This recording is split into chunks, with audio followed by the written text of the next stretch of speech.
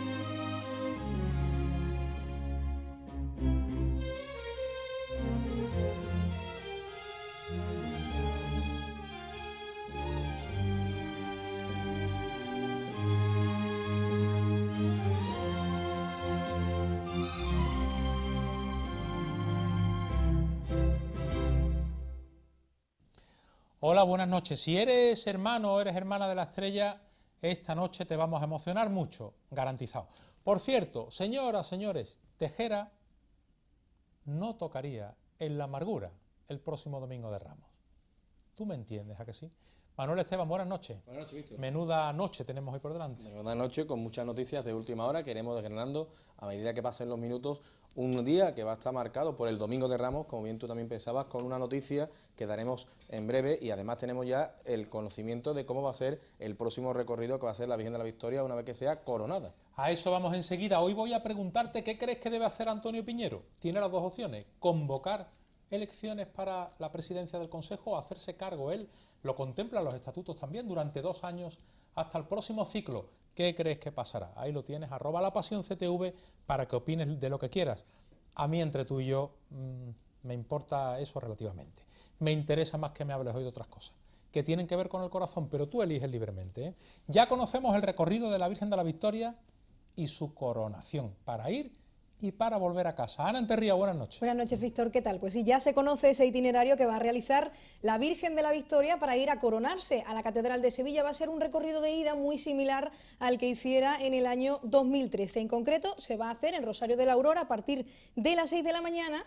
Va a coincidir, como hemos dicho, con ese anual Rosario de la Aurora que tiene en reglas y haciendo el recorrido igual, idéntico al que hizo en 2013. La salida será pues, Juan Sebastián Elcano, Virgen de la Victoria, Asunción, Plaza de Cuba, Puente de San Telmo, Paseo de las Delicias, Jardines Luis Cernuda, Puerta de Jerez, San Gregorio, Plaza de la Contratación, Miguel de Mañara, Plaza del Triunfo, Santa Iglesia Catedral, por la Puerta de Palos entraría al Templo Catedralicio. En el recorrido de vuelta, una semana más tarde, Manolo, también conocemos el recorrido. 13, una vez que esté coronada la Virgen canónicamente, volverá un poco al recorrido que nos hizo en aquel 150 aniversario y que, bueno, muy similar, variando en un par de calles nada más. Saldrá a las 4 de la tarde por la Puerta de Palos, continuará por Plaza Virgen de los Reyes, Placentines, Alemanes, Hernando Colón, Plaza de San Francisco, Granada, Plaza Nueva, Zaragoza, Doña Guiomar, Plaza de Molviedro, donde estará esperando la Hermandad de Jesús Despojado, Castelar, Puerta del Arenal, Arfe, 2 de Mayo, Temprado, Postigo del Carbón, Paseo Colón, Puente de San Telmo,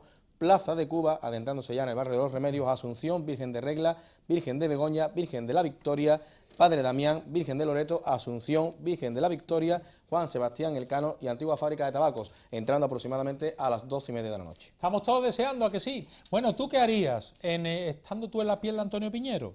¿Convocar elecciones o presidir tú el Consejo hasta que acaben los 2 años de mandato? Ana, rápidamente un par de mensajitos. Pues eso estamos preguntando en redes sociales, en el hashtag @santa del correo, como siempre. Por ejemplo, nos dice Ángel Trianero, si tiene voluntad reformista, debería agotar el mandato, de lo contrario, si es para retroceder, debería convocar cuanto antes elecciones. Adolfo Cano también nos ha respondido, nos dice Piñero, debería de convocar elecciones, claro que sí, y también dice que está deseando ver al señor de San Jacinto por el interior. También Manuel Peral nos dice, bonito comienzo trianeando, para mí pienso que debería acabar Antonio Piñero, pues lo va a hacer muy bien. Esta noche van a pasar muchas cosas en este plató. Permíteme primero que salude a mi compañero Manolo Fernández, que viene a hablarte de un personaje fundamental en la música procesional sevillana. Dicen de él que es el heredero del Brigada Rafael.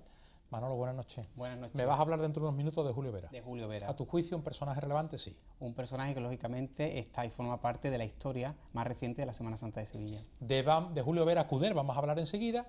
Del Cristo de las Penas no solo vamos a hablar, es que le vamos a ver las entrañas. Por primera vez en televisión, la endoscopia que se le hizo al Señor de las Penas en el año 1996. El doctor Felipe Martínez Alcalá entró en esa imagen para finalmente contarle al mundo que José de Arce, que firma el documento, era el responsable de esta talla que tienen delante. El reportaje Las entrañas de Dios es el resultado de mucho tiempo de trabajo por parte del equipo de La Pasión, hablando con especialistas, con la hermandad, con historiadores, que vas a ver esta noche. Créeme, se te van a poner los pelos de punta. Manolo Esteban, Consejo, Piñero, ¿qué va a pasar? Bueno, pues saltaba la noticia la semana pasada con la renuncia al cargo del actual presidente del Consejo, Joaquín Saiz de la Maza. Se hizo pública y se acordó en una reunión el adiós del presidente por problemas personales de salud, según el propio interesado. En los estatutos aprobados en el 2013 se contempla que será el vicepresidente quien se haga cargo de la máxima responsabilidad del Consejo. Quien fuera hermano mayor de los estudiantes puede ahora agotar el mandato que queda de 2 años o puede convocar las elecciones a la presidencia del Consejo. Saiz de la Maza llegó al cargo después de vencer en las elecciones al ex hermano mayor del Gran Poder, Enrique Esquivia, por un margen muy ajustado. Ahora le toca decidir a Antonio Piñero, que ya ha empezado a escrutar con sus compañeros la opción más conveniente, así como la fecha para cerrar la vacante de la presidencia de un consejo bajo cuyo mandato se ha aprobado el paso de las cofradías del Martes Santo en sentido inverso por la carrera oficial. También bajo la presidencia de Saiz de la Maza ha presidido una imagen de víspera por primera vez el Vía Crucis que organiza el Consejo de Cofradías. Estamos en un tiempo un poco convulso y veremos a ver en los próximos días, las próximas fechas, en qué cae todo esto. La verdad que tiene una papeleta complicada ahora mismo Antonio Piñero. Gracias, Manolo. ¿Te gusta cómo ha quedado el señor del Buen Fin? ¿Has tenido ocasión de verlo durante el día de hoy? Ana Enterría, venga, vamos a verlo. Pues ya está en casa. El Cristo del Buen Fin, el crucificado, ha estado durante algo más de 2 meses restaurándose en el Instituto Andaluz de Patrimonio Histórico. El equipo de trabajo lo coordinaba Cinta Rubio y ha fijado la policromía de la imagen que tallara Sebastián Rodríguez en 1645, limpiando de una manera pues superficial. Se ha procedido además a fijar los ensambles de la talla y se ha llevado a cabo el estucado y la reintegración de la policromía que estaba ausente, que faltaba. Los trabajos empezaron el día 12 de abril. En estos trabajos de restauración y de limpieza del Señor del Buen Fin, el equipo de Cinta Rubio ha apostado por mantener ese difícil equilibrio entre la intervención y el mantenimiento, sin que el resultado final de la imagen le haga perder la pátina del paso del tiempo. Esta misma tarde y hasta las 9:30 de la noche ha estado abierto el templo de San Antonio de Padua y han sido numerosos los fieles y los devotos quienes han visitado la imagen del Señor del Buen Fin, que ya se encuentra en perfecto estado. Los hermanos, gracias Ana, del Dulce Nombre de Bellavista, una información que este fin de semana has visto en las páginas del Correo, que firmaba, por cierto, mi compañero Manuel Fernández, está ahora atenta, muy atenta a un traslado y a unas obras que deben darle mucho lustre de cara a los próximos años. La verdad que es un gran esfuerzo el que va a hacer esta hermandad, que está ahora mismo, se encuentra recogiendo todos sus enseres para hacer ese traslado de la mudanza que van a realizar a otro templo del barrio. Las imágenes del Cristo de la Salud y Remedios y la Virgen del Dulce Nombre se trasladarán próximamente a la parroquia del Sagrado Corazón de Jesús, lugar en el que recibirán cultos durante la construcción de la nueva iglesia a partir del próximo otoño. El actual inmueble de la hermandad será demolido, así como la casa colindante que se utiliza para diversas acciones sociales. Se levantará una nueva iglesia funcional, más moderna y acorde a las necesidades pastorales que tiene el barrio. Esto obligará a las imágenes titulares a un exilio al templo de la calle Asensio y Toledo, que está próxima a la rotonda de movimiento vecinal. El pasado domingo celebró la Santa Misa el obispo auxiliar Santiago Gómez con motivo del 50 aniversario de la erección canónica de la parroquia del Dulce Nombre, algo que sucedió el 18 de junio de 1968. Entonces abrió el templo por primera vez el cardenal Bueno Monreal. Estamos pues a la expensa de un nuevo templo que será más acorde a las necesidades tanto de la parroquia como de la propia hermandad. Tenemos, compañeros, nuevo hermano mayor en la Hermandad de las Penas de San Vicente. Pues sí, José Luis Caballero es el nuevo hermano mayor de la Hermandad de las Penas de San Vicente. El pasado jueves se celebraba ese cabildo de elecciones en el que únicamente pues concurría esa candidatura, la de José Luis Caballero, para relevar a Juan Carrero.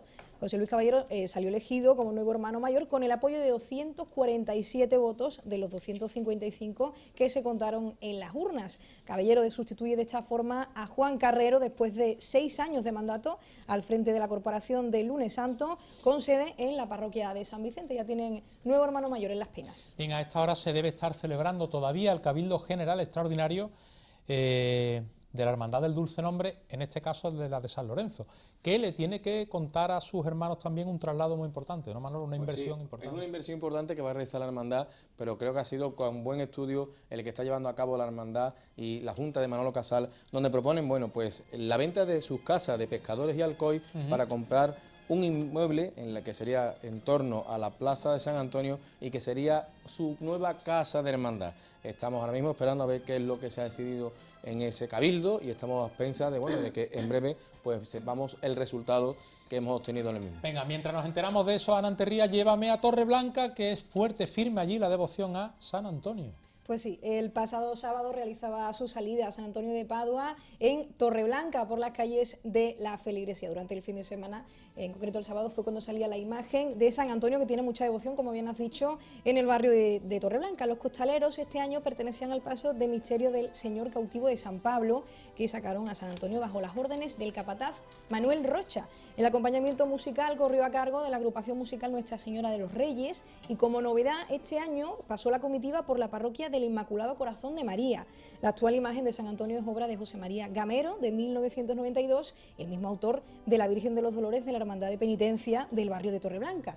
Un año más, San Antonio volvió a demostrar que cuenta en esta zona de Sevilla con numerosos devotos. Los fieles portaron cirios blancos, acompañado al santo por las calles de Torreblanca. La entrada tuvo lugar en torno a las 2 de la madrugada. Mucha devoción la que tiene San Antonio. Hablando de San Antonio, antes hemos citado a Manolo a la Hermandad del Buen Fin y allí conocen bien a San Antonio. Pues sí, también el pasado día 13 salía por las calles de la feligresía San Antonio, que está, bueno, muy ligado a lo que es la Hermandad del Buen Fin. Estamos viendo aquí esas imágenes de donde salía del templo de la hermandad franciscana. Pues bueno, el recorrido que hizo fue calle San Vicente, plaza de San Antonio, Marqués de la Mina, Alcoy, Eslava, parroquia de San Lorenzo, plaza de San Lorenzo, Juan Rabadán, Miguel del Cid, Plaza San Antonio y San Vicente, y se recogió aproximadamente en torno a las 10:30 de la noche. El acompañamiento musical corrió a cargo de la Centura Romana Macarena. Cada año precisamente el Día de San Antonio es un clásico en la ciudad y que bueno, que este más manera mucho en el Buen Fin. Estamos viendo cómo bueno, pues la tarde además acompañó maravillosamente. Vale, vamos con más asuntos. Ana, tenemos ya hermano mayor en las aguas, que estuvo aquí, por cierto, la semana pasada, Narciso Sí, Cordero. Narciso Cordero fue elegido ayer en un cabildo de elecciones que se le celebraba ayer lunes en la tarde-noche, una única candidatura en la que concurría y salió finalmente elegido Narciso Cordero como nuevo hermano mayor. Obtuvo 230 sufragios a favor, 51 en blanco y 2 votos nulos del total de 283 votos emitidos. Cordero alcanza el cargo de hermano mayor después de un ciclo convulso que finaliza con la dimisión de varios oficiales de la Junta de Gobierno tras ese conflicto del ofrecimiento de una banda granadina para tocar detrás del Cristo de las Aguas, abonando una importante cantidad de dinero. Fueron unos problemas que tuvieron en la Cuaresma, unas polémicas, y ahora pues este es el nuevo hermano mayor. Narciso Cordero fue elegido en la noche de ayer. Este próximo viernes hay un compromiso con la caridad que organizan y que tiene que ver con el flamenco, los hermanos de los gitanos. Manuel, recordamos el cartel. Primer festival flamenco Valle Flamenco, lo realiza la Hermandad de los Gitanos para sus obras asistenciales y será en los Jardines del Valle. El presentador será Antonio Ortega. Vamos a tener al baile pues a Farruquito, acompañado al cante de Pepe de Pura, María Bizarraga, al percusión tenemos a Polito, al toque Raúl El Perla, Paco Cortés, Manuel del Pati, al cante José de la Tomasa, Esperanza Fernández, Pedro el Graneino. La verdad que el cartel es de los más del elenco más importante que tenemos. Pueden recoger las reservas de las localidades en la Casa Hermandad en horario habitual, de lunes a jueves de 10 a 1 y de 6 a 9, el viernes de 10 a 1. Tendremos que estar todos pendientes de este acto que, bueno, pues como sobre todo es personal, es intransferible lo que se puede hacer por la acción social de la hermandad. Esta noche atentos no solo a San Lorenzo, también a Omnium Santorum y al Carmen, porque está decidiéndose también el nuevo proyecto para el paso de palio de la Dolorosa Virgen del Carmen, de la calle Feria. No sabemos hasta ahora todavía, creemos que el cabildo no ha terminado, Ana. Pues sí, todavía de momento no sabemos qué es lo que ha ocurrido. Estaban convocados los hermanos del Carmen para decidir finalmente si se llevaba a cabo ese proyecto del nuevo palio para la Virgen, para la Dolorosa. Se convocaba en el día de hoy ese cabildo y en la primera sesión de las jornadas informativas pues eran dirigidas a los hermanos de la hermandad. Ha tenido lugar en la Casa Hermandad también la presentación del proyecto del palio de Nuestra Señora del Carmen en sus misterios dolorosos, que ha sido realizado por el diseñador cordobés Rafael de Rueda. El proyecto parte del primitivo proyecto realizado por el hermano Francisco Reyes en 2008 y responde al deseo de la Junta de Gobierno de la Hermandad de dotar al paso de palio de un marcado aire carmelita, de una estética más carmelita, ausente o no reconocible visualmente en el momento presente, en el diseño que lleva actualmente, en el aspecto que tiene el palio azul que lleva procesionando la Virgen del Carmen. Para lograr que el palio posea estas características propias y además más singulares con la identidad pretendida, la identidad carmelita, el autor propone una reforma que afecta tanto al diseño como a su color.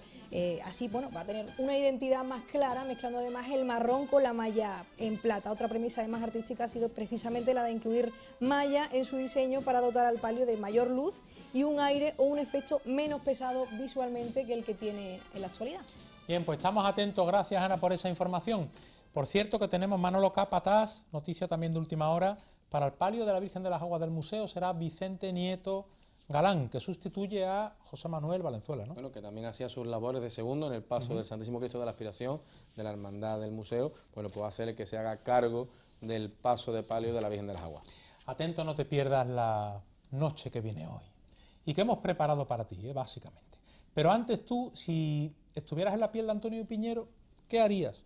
¿Presidir el Consejo estos 2 años que quedan o convocar inmediatamente elecciones para San Gregorio? A ver, Ana.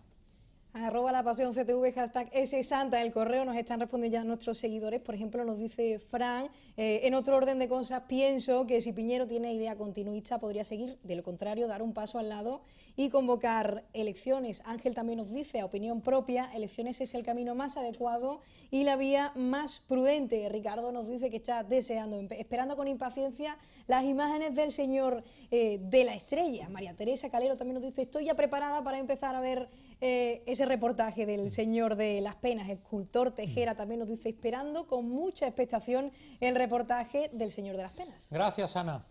Sitúate conmigo, revista Más Pasión 7, que tú conoces bien, que está aquí. Y en el último ejemplar viene contando Manuel Fernández ese paso al lado. que da Julio Vera Cuder después de 3 décadas al frente de la banda del Santísimo Cristo de las Tres Caídas de Triana. Manolo, ¿quién es Julio Vera? Pues Julio Vera, en este reportaje lo que hemos pretendido es conocer a esta persona, a este maestro de la música, y también como lo conocen los compañeros de la vida, porque él es una persona que, aparte de los valores musicales, de lo que es la pasión que tiene en este caso por la corneta, ¿no?, como siempre ha demostrado, tiene también un concepto pues muy importante de lo que es la formación y lo que eso supone en los jóvenes del barrio. Él fue joven también, lógicamente, cuando empezó esta aventura con apenas 14 años, y que ahí vemos, por ejemplo, vestido de la túnica de las cigarreras con su padre, y aquí, por ejemplo, otra de las fotos, en la primera actuación en el Corpus del año 1980, el Corpus Chico de Triana, y es que Julio Vera, y en este reportaje lo que pretendemos es conocer un poco su historia, es decir, el mito de este corneta, ¿no?, tan conocido en Triana, y cómo pues a través de distintas anécdotas pues ha llegado a ser todo un personaje ya de la historia más reciente de la Semana Santa. Y es que, por ejemplo, nos contaba, ¿no?, pues cuando ellos empiezan a tocar en la Semana Santa de 1981, en la madrugada, hacen un pasacalle previo, que saliendo de la plaza de Abasto y bajando por Pureza, y cómo recuerdan con apenas que eran niños, los niños de la banda de 11 y 14 años de edad, cómo le tiraron una pétala a esos niños que comenzaban su aventura musical con la banda de las Tres Caídas. También nos comentaban anécdotas, ¿no? Aquí lo vemos con el embajador en Nueva York, que coincidió los atentados de Nueva York, que ellos estaban allí junto con la compañía de Salvador Tábora. La ópera Carmen, ¿no? La ópera Carmen, exactamente. Estaban en Nueva York cuando caen las Torres Gemelas. Cuando las Torres Gemelas, y ellos recuerdan, o incluso Julio se sincera en la entrevista que mantenemos con él, de cómo, bueno, llega un momento que dice que yo creía que no volvía a España y que incluso no iba a volver a ver a mis hijas, que están ahí en la foto que aparece, Triana y Cristina. Dice, porque en un principio echaron mano de la guasa trianera y claro, querían que era algo menor de los atentados, pero luego como se dieron cuenta de lo que había y de la situación, pues la verdad es que lo pasaron verdaderamente mal. Aunque también relatan otra situación que vivieron y que muchos cofrades hemos vivido, como es la madrugada del año 2000, que a ellos les tocó a la altura del cronómetro en la calle Sierpe, y recuerda cómo fue de un acto instintivo prácticamente ir a buscar al capataz del Paso de Cristo y decirle que levantara aquello rápido y que ellos iban a empezar a tocar la marcha Mayor Dolor. Desde entonces ellos la tienen consagrada, esa marcha, como la marcha para calmar a la gente en situación de cuando en algún momento ve que se complica. Mira, ahí vemos un detalle de la gorra, es que en el interior de su gorra siempre lleva el recuerdo, la foto de sus hijas, lógicamente, y el de su abuela materna, a la que siempre pues le guarda ese cariño y le dedica incluso el solo de la marcha Gesemaní. Es un hombre pues cargado de mucha nobleza, de la humildad que tiene la gente de Triana también, lógicamente del arte y de la simpatía, como recuerda en este paso al lado que da, y en la entrevista que mantiene dice, pues bueno, ya es que prácticamente me sentía un poco que estaba últimamente yendo a muchos entierros y a menos bodas, y dice, ya decía, esto está pasando algo, yo creo que me tengo que ya dar este paso al lado, porque él dice eso, que nunca, igual que un padre nunca dejar de ser padre, pues uno tampoco en este caso deja de estar al frente de la banda de las Tres Caídas de Triana. Y entonces, Julio, ¿qué hace ahora? Manolo da un paso al lado, ¿qué significa? ¿Deja la dirección de la banda? Deja la dirección, sigue en la banda, sigue tocando, pero él cree que es el momento de que otros compañeros tengan la oportunidad también pues, de dirigir de otra forma la banda, siempre, y eso lo deja muy claro, sin perder el paso y el ritmo que tiene actualmente la banda de las Tres Caídas, un estilo propio que él define, como que llega al público, llega a la gente, y cuando él lo explica dice, vamos a hacerlo en palabras trianeras, es que te ponga los vellos de punta cuando toques una marcha. Es autor además de éxito, ¿no? De marchas como Silencio Blanco. Exactamente, Gesemaní, hemos estado hablando de, por ejemplo, la marcha Maestro Artesano, que se la dedica a uno de sus, que él considera su maestro, a Paco Flores, que fue director también de la banda al principio de las Tres Caídas, y muy curioso porque él llega en un momento a tener la oportunidad de incluso haber terminado en la banda de las Cigarreras. Él, por familia, por parentesco, es hermano, lo hemos visto vestido con la túnica de las Cigarreras, pero él confiesa que como su familia vivía muy cerca, muy próximo a la calle Pureza, sus amigos eran todos de Triana, dices, incluso llegó a ir a algún ensayo en la banda de la Cigarrera, pero él dice que supo esperar y que quería ser honesto consigo mismo y sobre todo con los amigos y con el ambiente que tenía de la juventud, con el que lógicamente acude a esa cita de primera convocatoria de formación de la banda, y curiosamente llega y lo que coge es lo que había, que en ese caso era la trompeta, y en un principio empieza tocando la trompeta, no la corneta, pese a que después lo conozcamos por esos solos de corneta. La verdad es que es un personaje que transmite humanidad cuando hablas con él, transmite esa esencia que tiene el barrio de Triana, que tiene la gente, de la nobleza, del cariño. Y si me permites, Víctor, sí, porque quiero leerlo, porque no quiero cambiar ninguna frase, ningún párrafo. Él dice que hay 4 normas básicas, 4 mandamientos, lo tiene colgado allí en la puerta del local de ensayo, que habla de lo que es la identidad de la banda, de lo que ellos pretenden y lo que quieren que sean los músicos de Las Tres Caídas. A ver. El primero es que dice: queremos buenas personas, músicos, ya te hacemos nosotros, tú estás aquí por cómo eres, no por cómo tocas. Si en alguna ocasión tienes algún problema, piensa que en la 4ª planta del hospital, y después si lo que tenía era un problema o una contrariedad. Y por último, toda la vida tiene un precio, todo se puede comprar, menos una cosa, la humildad. Qué bonito, ¿verdad? Es verdad que los grandes personajes, las grandes personas después son muy humildes, muy sencillos. Y cercanos, exactamente. Bueno, Manolo, Manolo Esteban, me da cosa hablar de Julio Vera contigo aquí, que eres músico, compositor y compañero de él tantos años, ¿no? ¿Y por qué te va a dar pena? Al contrario. No, digo que quien mejor puede decir alguna frase de Julio Vera seguramente seas tú. No, yo no, yo le tengo la cruz echada desde el primer día, tú lo sabes, ¿no? Yo pude estar tocando en Triana y él me dijo que no. El gordo me dijo que no, tú vas a tocar bombo, digo, el bombo lo vas a tocar tú, Julio.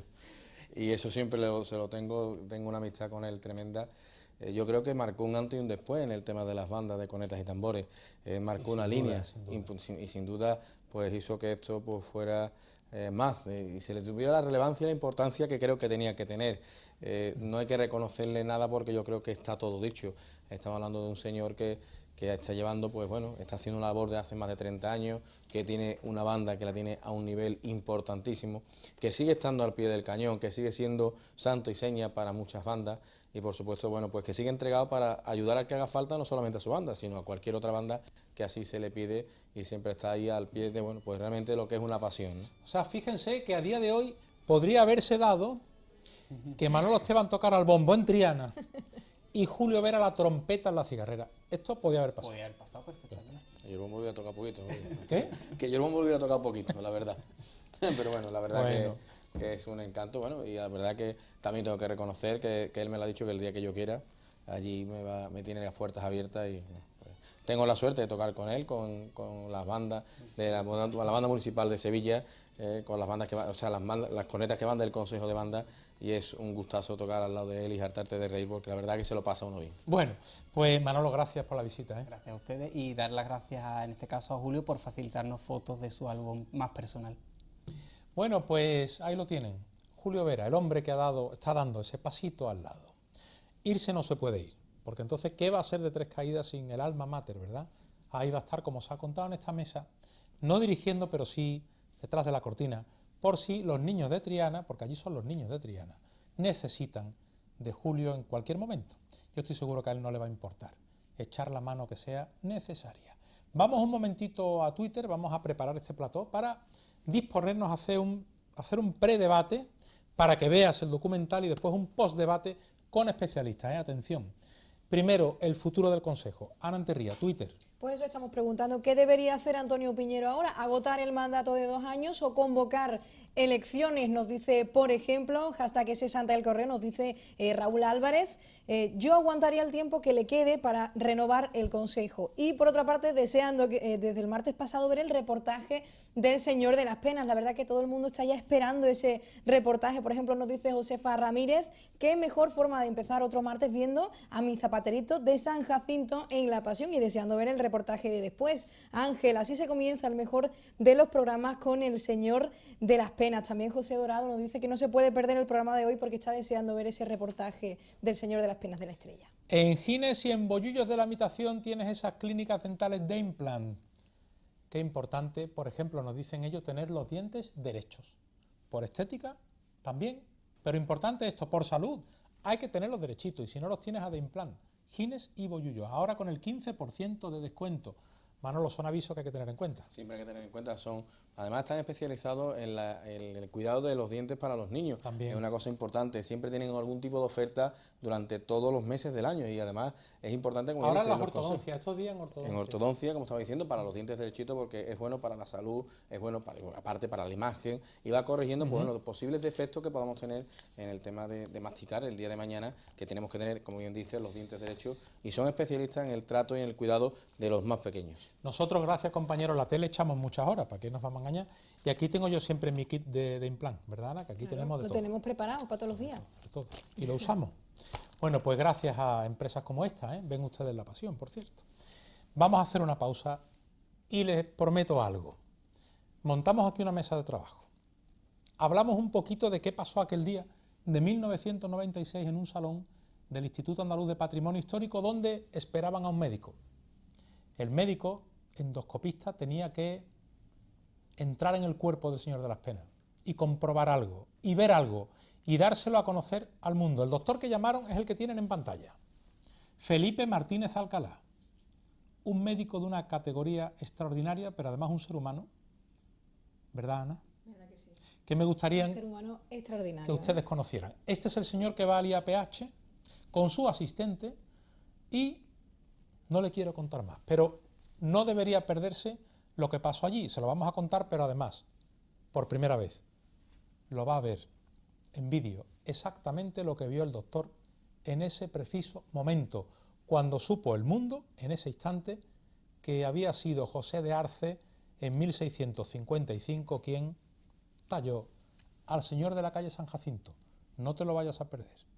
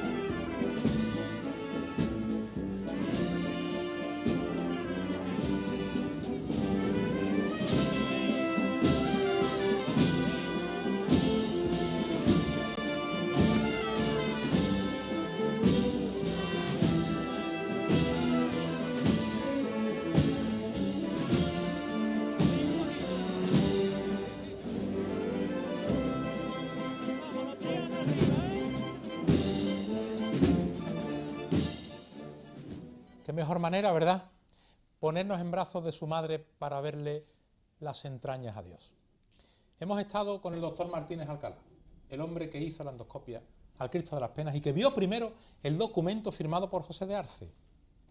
José de Arce dice en el papel que talló al Señor en 1655 para una hermandad que era la de la Santa Cruz y Cristo de las Penas, fundada en el 44, 11 años atrás. Dice además José de Arce en ese papel quién era el Papa, quién era el monarca, una serie de datos hermosos. Vas a ver por primera vez en televisión el documento. Esto es el vídeo, la endoscopia tal cual se hizo en movimiento. No capturas de pantalla, la endoscopia. La vas a ver ahora. Ya está la mesa preparada con un par de historiadores del arte, investigadores, profesores universitarios. Ay, qué nervios, ¿verdad? ¿Estás deseando verlo? Enseguida te lo enseño. Ana Anterría, Twitter. Arroba La Pasión CTV, hashtag ese Santa del Correo. Los espectadores están ya deseando ver ese reportaje del interior del Señor de las Penas. Por ejemplo, nos dice La Caja Cofrade, nos dice situación en casa, unos en el salón, otros en la terraza al fresquito, otros en el dormitorio y todos viendo La Pasión, ansiosos por ver el reportaje del Señor de las Penas. Vaya expectación. Mariam nos dice hoy las penas son menos penas cuando te sientas frente al televisor y pones el correo y ves que hoy toca, que hoy es la noche que verás las entrañas del Padre que te toca el alma. Nos han dado un detalle también por Twitter, nos han dicho que en San Antonio de Torreblanca el capataz era Miguel Ángel Castillo de la cuadrilla de la Virgen de los Dolores de Torreblanca y la agrupación musical que tocaba era Roquia Martínez de Jodar, de Jaén. De Jaén, que hemos dicho Virgen de los Reyes. Hemos dicho Virgen de los Reyes antes. Bueno, sitúate conmigo, año 1996, instalaciones del Instituto Andaluz de Patrimonio Histórico. Restauración de los hermanos Cruz Solís.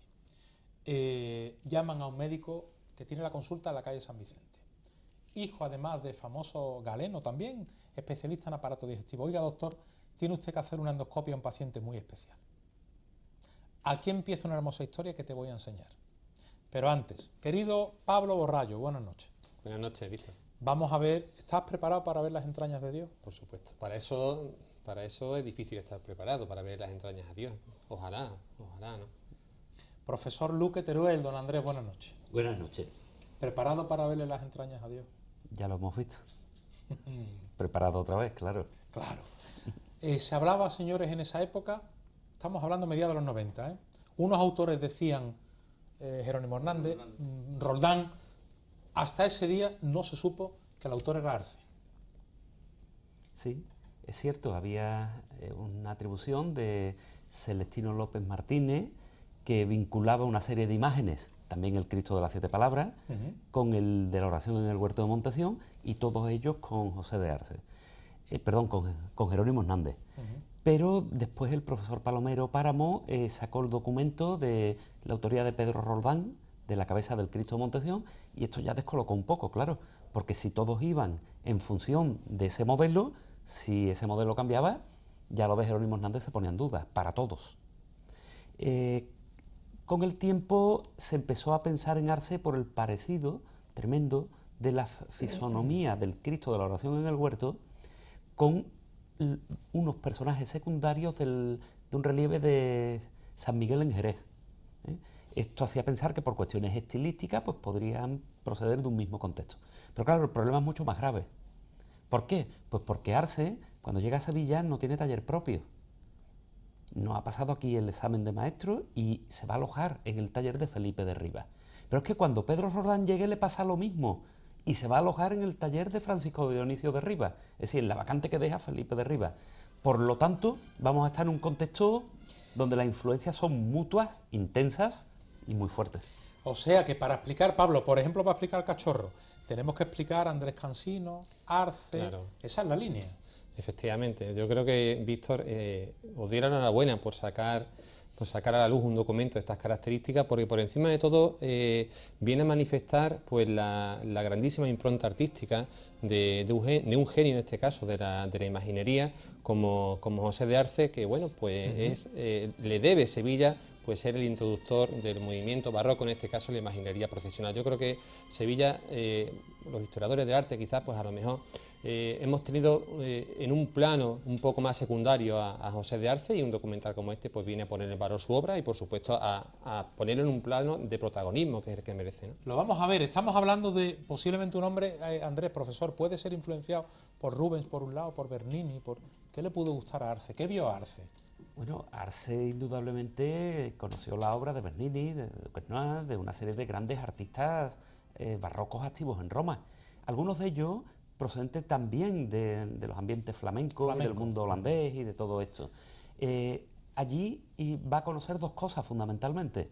Una de ellas ya era conocida en Sevilla, que es la tendencia romanista. Aquí se conocía desde el manierismo. Bien. Pero claro, un romanismo avanzado, evolucionado, que ahora había incorporado un sentido escenográfico de la teatralidad que aquí, salvo excepciones, todavía no se había introducido. Digo salvo excepciones porque no olvidemos que ya tenemos en pintura a Herrera el Joven, que Herrera el Joven trae todo esto, antes que los escultores. Pablo, ¿dónde pudo fijarse José de Arce? Es muy difícil de... ¿Tú estás investigando eso? Sí, estoy investigándolo. estoy investigándolo y además estoy investigando muchas cosas de la mano de Andrés Luque, a quien se le agradezco personalmente hoy, ¿no? Pues aprovecho para eso. Dame Pues mira, pista. es difícil aventurarnos a decir, José de Arce, dónde pudo haberse inspirado. Lo que está claro que es muy usual en la historia del arte, pues que los artistas en el contexto de su época pues beban de fuentes paralelas, ¿no? De artistas coetáneos o artistas del pasado. En este caso, pues bueno, yo creo que un referente evidente, siendo un autor en este caso flamenco, José de Arce, pues bueno, puede ser el gran genio del Renacimiento alemán, que es Alberto Durero. A nadie se nos escapa esa maravillosa obra, los grabados que hace para la pequeña y gran pasión. No es la que estamos viendo en pantalla precisamente, sino que es efectivamente ese grabado, que es un equeomo, y que nos muestra, pues bueno, pues yo creo que ese equeomo que hace Alberto Durero recoge toda esa cristología medieval que encierra a un Jesucristo que está humillado, que está ultrajado y que está por encima de todo, situando al fiel ante la imagen, ante la meditación, ante sus padecimientos. Es muy difícil, como digo, tasativamente aventurarnos a decir en qué modelo se fijó, pero igual que tenemos este grabado de Alberto Durero, indudablemente, siendo también un artista flamenco, no sé si los compañeros técnicos pueden pasar la imagen, pues es muy posible que él conociera la obra pues también de un artista que había nacido casi 50 años antes, 44 años antes en este caso, que es Adrien de Bries, uno de los grandes escultores, en este caso pues manierista del flamenco, del arte flamenco, y que realiza lo que vemos en pantalla, que es uno de los Cristos dolorosos que hoy día se conserva en el museo de Viena, y que bueno, pues estilística y formalmente a nadie se nos escapa que presenta ciertas concomitancias con el Cristo de las Penas del Hermano de la Estrella. Le voy a pedir a estos dos caballeros, a estos dos especialistas, que vean con atención, como a ti, que vean con atención el reportaje que viene ahora, y después de la emisión del mismo vamos a hablar aquí, ¿eh? El trabajo audiovisual, documental, se llama Las entrañas de Dios. Estoy muy contento con todo el equipo, hemos trabajado mucho. El resultado de aquel día del año 1996 eran los primeros pasos del IAPH. El resultado del trabajo es este que vas a ver ahora.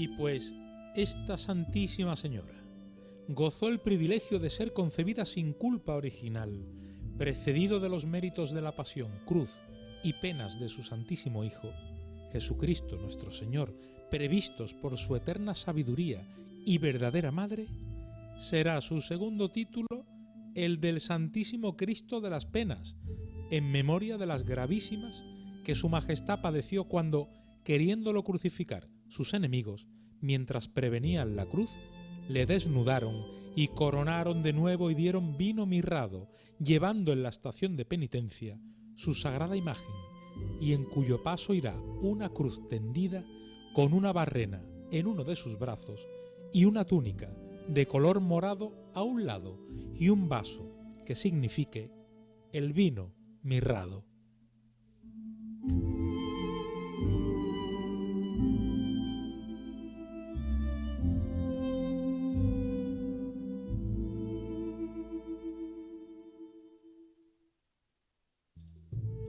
...21 de diciembre de 1996... instalaciones del Instituto Andaluz de Patrimonio Histórico... llega una furgoneta. Llueve en Sevilla.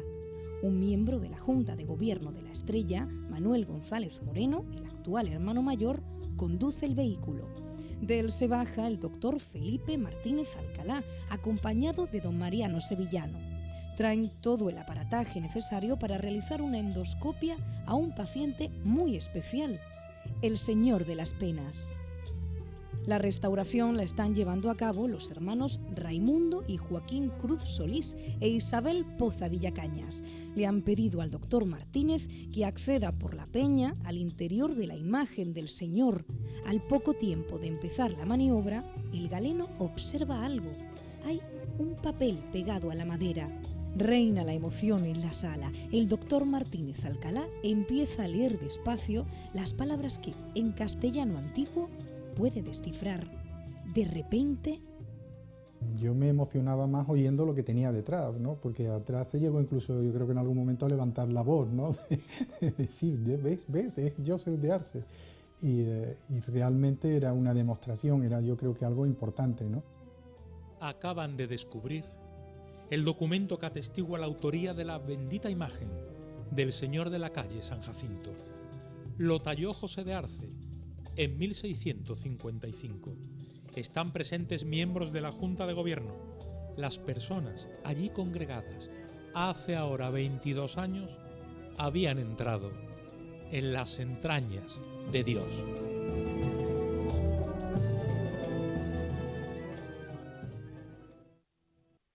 Despacho profesional y consulta del doctor Felipe Martínez en el número 36 de la sevillana calle San Vicente. Ha pasado el tiempo y reproducimos en un vídeo la cinta VHS en la que el doctor, especialista en aparato digestivo de enorme prestigio, conserva la grabación de la pequeña cámara que utilizó para realizar la endoscopia a la imagen de nuestro Padre Jesús de las Penas. Era 1996. En 1996 se descubrió la autoría del Señor de las Penas de la Estrella. Fue gracias a una endoscopia que descubrió un pergamino que contenía el nombre de José de Arce. Nos hemos venido a la calle San Vicente número 36, a la consulta del doctor Martínez Alcalá. Fue el encargado de realizar esa endoscopia en el interior del Señor de las Penas y de encontrar ese pergamino con el nombre de José de Arce. Han pasado 22 años, más de 2 décadas, durante los trabajos de restauración de la imagen del señor titular de la Hermandad de la Estrella, que llevaron a cabo los hermanos Cruz Solís. Felipe Martínez Alcalá halló, en el interior de la imagen y a la altura de la peña, de la roca sobre la que se sienta, adherido a la pared posterior, el documento que acreditaba la autoría de la talla e incluso arrojaba luz sobre la fundación de la Hermandad. Encontramos un pergamino que estaba adherido en la cara posterior de la peana del Cristo, en donde se podía leer con cierta dificultad pues, en qué año se hizo, quién lo hizo, quién era el Papa en aquel momento, quién era el monarca de España en ese momento y hasta quién fundó la cofradía y en dónde, ¿no? Todos esos datos estaban escritos en el siglo XVII. En el pergamino en el interior del Cristo de las Penas de la Hermandad de la Estrella. El texto exacto, íntegro, completo, que puede leerse manuscrito por José de Arce, es este. En la ciudad de Sevilla, año de 1655, gobernando la silla apostólica nuestro muy santo padre, Alejandro VII, de este nombre. Asimismo, reinando en España nuestro católico monarca Felipe IV, de este nombre, hizo este Santísimo Cristo de las Penas, Joseph de Arce, de nación flamenca, para una cofradía del título de las Penas de Cristo nuestro Señor y Triunfo de la Cruz, que la fundó en Triana Diego Granado y Mosquera el año de 1644. El periódico decano de la ciudad de Sevilla, El Correo de Andalucía, publica en su edición de la Nochebuena 24 de diciembre de 1996 la noticia en la página 10, página de Sociedad. El Correo de Andalucía informa de la aparición del documento en el interior del Señor de las Penas de la Estrella. Ahí se explica que hay un papel que además se reproduce en esa página 10 en el que José de Arce firma la autoría del señor titular de la cofradía de Triana. Instalaciones de la hemeroteca del Correo de Andalucía en el Cortijo de la Gota de Leche. Aquí se guardan los ejemplares originales del periódico decano de Sevilla que fundara el beato Marcelo Espínola y Maestre. En las estanterías del año 1996, del siglo pasado, y en el tomo que contiene el mes de diciembre, está encuadernado el ejemplar del día 24. En su página número 10 está la noticia. El titular es exactamente este. Un texto hallado dentro del Cristo de las Penas revela su autor y su antigüedad. El Correo de Andalucía contó en aquella época, toda vez le ha dedicado siempre una extensa parte de su tinta a las cofradías, el descubrimiento de la autoría de José de Arce. Se había escrito de Roldán, se habló de Jerónimo Hernández, pero faltaba el documento. Y apareció. Hoy vamos a ver el momento exacto, el instante en el que los profesionales realizan la endoscopia. Está entrando la cámara dentro de las entrañas de Dios.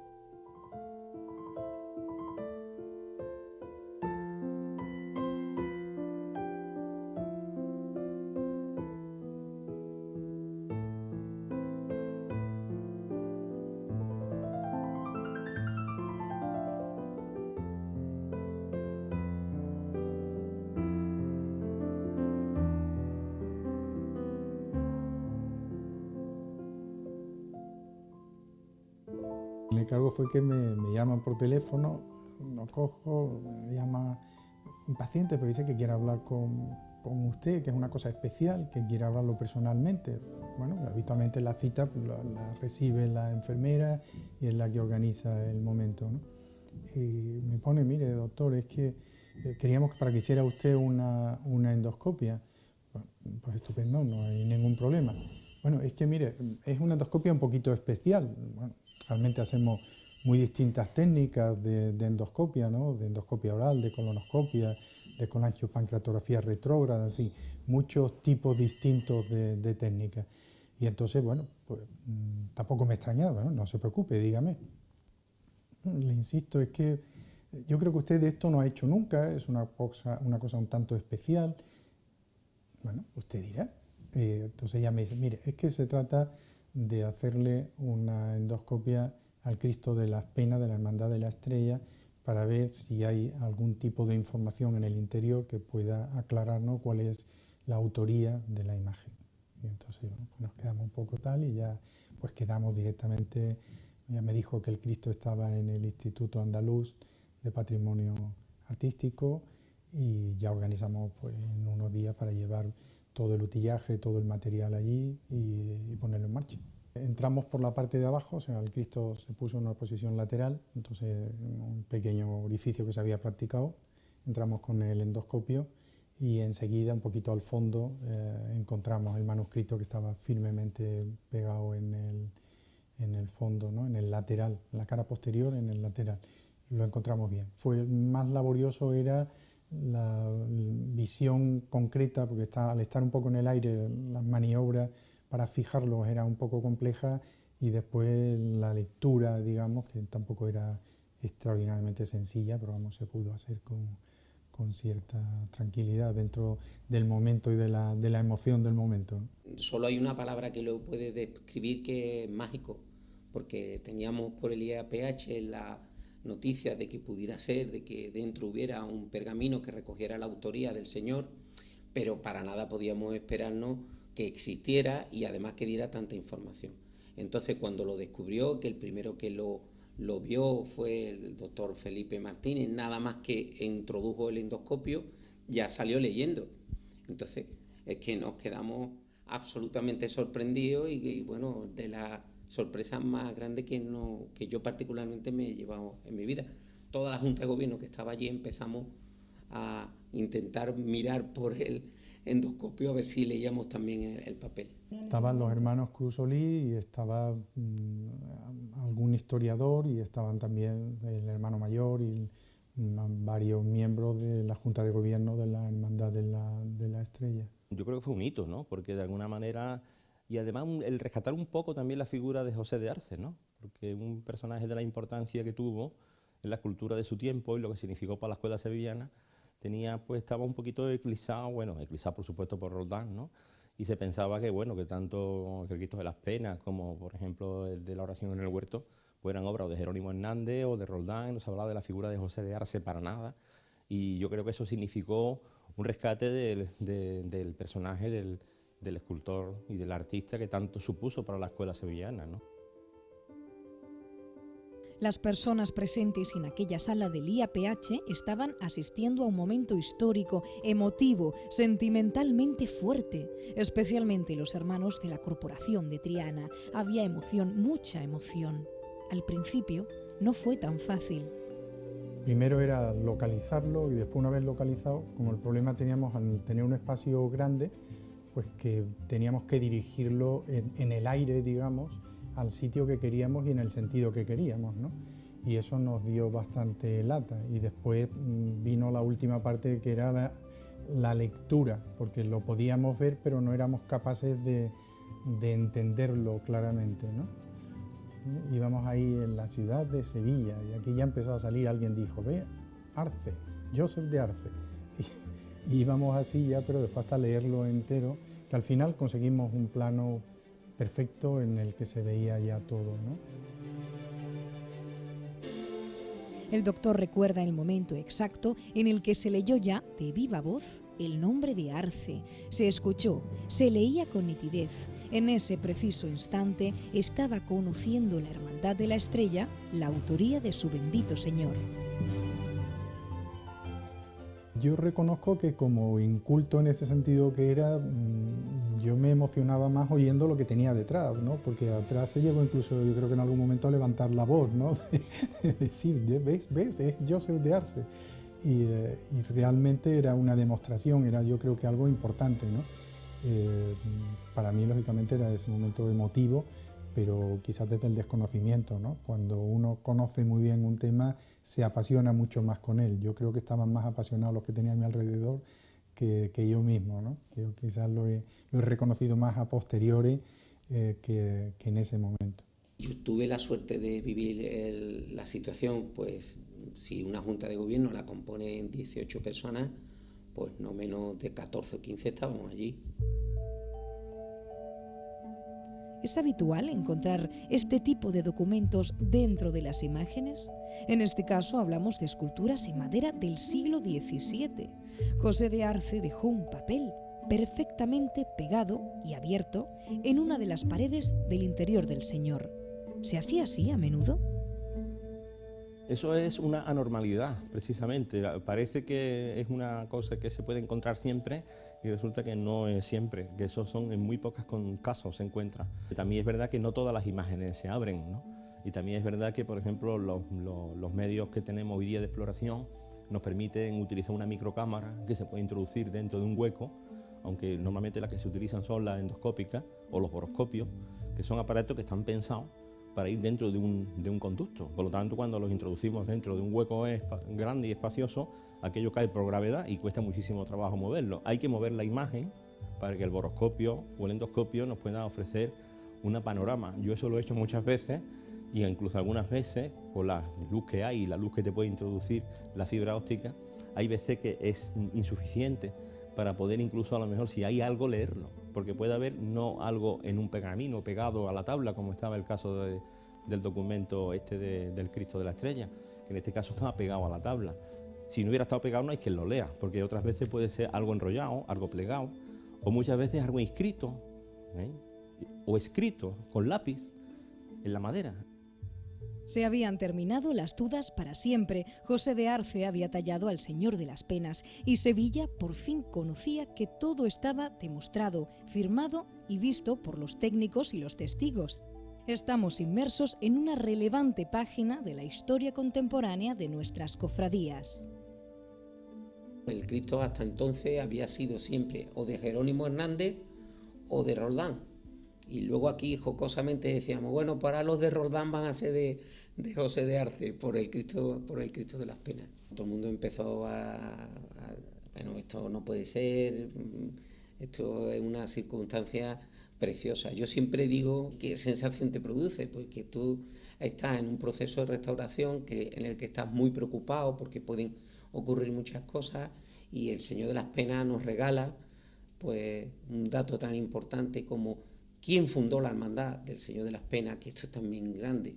El momento en el que se fundó la hermandad, en el momento en el que se realizó y su autor. Entonces, un regalo inmenso. Ahora me emociono más cuando lo veo al Cristo en la calle, ¿no? que me da un poco una sensación curiosa, ¿no? Como de unión, ¿no? Es una visión curiosa de unión entre la imagen y pues la impresión que tiene de haber detectado, haber visto en ese momento, ¿no? Es como cuando diagnostica una enfermedad rara, ¿no?, en un paciente, que siempre te causa un cierto orgullo, ¿no?, de alguna manera. Tiene un vínculo ya con la imagen. Sin lugar a dudas.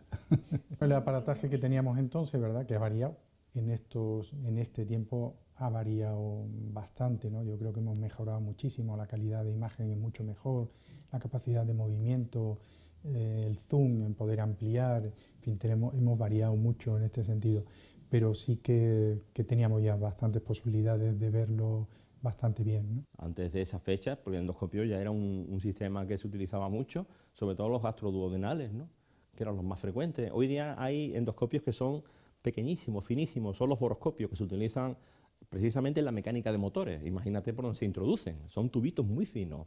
Entonces, ¿eso qué pasa? Que se puede introducir casi por el hueco de una boca, se puede introducir por el hueco de una potencia, se puede introducir sin necesidad de tener que abrir una vía de abordaje, que eso es lo que yo algunas veces he criticado. O sea, vamos a ver, que por buscar el documento no abramos lo que no está alterado y lo que necesariamente tendremos que hacer daño para abrirlo, si no hace falta abrirlo por restaurarlo. Ahora, si es necesario, porque ese ensamble es inestable, entonces se abre, pero no para buscar el documento. Se abre para consolidar aquello y resanarlo. Si por casualidad te encuentras algo, nosotros cuando abrimos algo, siempre lo que hacemos es registramos lo que hay, ¿no? Recuerdo cuando abrimos la cabeza de la Virgen de la Encarnación de San Benito, pues claro, una de las cosas será de Juan de Mesa. Encontraremos un papel, por el TAS sabíamos que había un enorme hueco, en el TAS no se leía nada. Vía endoscopio no había manera, porque la Virgen tiene la boca abierta, pero la lengua la tiene tallada y por ahí no entraba absolutamente nada. Pero como había que abrir para consolidar, una de las cosas primeras que puedes pensar es que te vas a encontrar el papel. No había nada, por ninguna parte. Y además, como ya la habrían abierto antes para el tema de los ojos de cristal, probablemente en el año 1914 se encontró en el Palacio de Soispa un registro de una restauración importante, que cuando yo restauré la Virgen todavía no existía ese papel. Probablemente a lo mejor lo encontró alguien antes que yo. Pero bueno, que muchas veces cuando se hacen estas cosas y se abre y se investiga, que se hace para el tema de la restauración y no para el tema de la... Pero vamos, que hay una especie de fiebre, ¿no?, o de inquietud por parte de algunos profesionales por encontrar el papel. Y eso ya te digo que es la excepción. Te puedes encontrar algo, pero es excepcional. Y algunas veces cuando te lo encuentras por casualidad. Y no está donde piensas.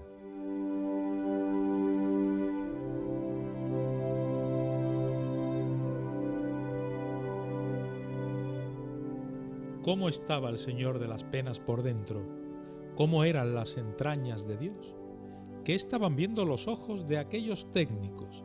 Hoy estamos asistiendo exactamente a las mismas imágenes y en el mismo orden que vivieron quienes estaban en el IAPH en ese momento, con el Señor de las Penas acostado y la cámara del doctor Martínez dentro de la talla.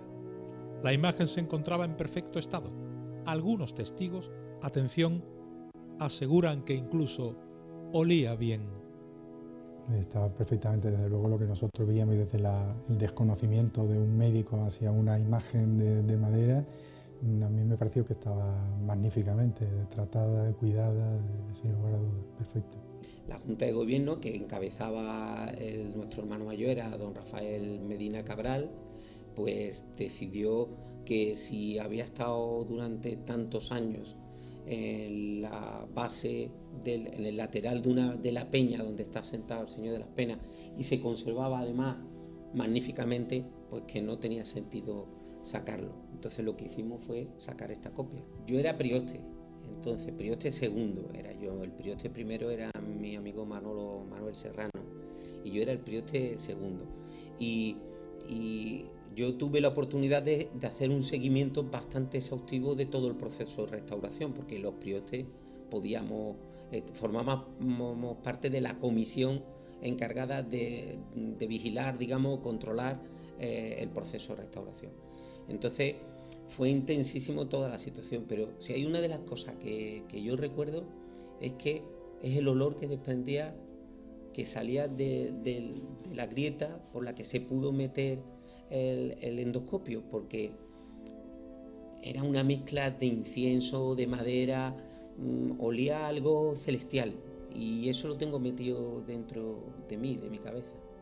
para llegar a este epílogo, para alcanzar la meta y restaurar al Señor de las Penas, datando además su ejecución a mediados del siglo XVII en las manos de José de Arce, artista de Flandes, hubo un proceso, una apuesta de la hermandad. El resultado del proceso mereció la pena.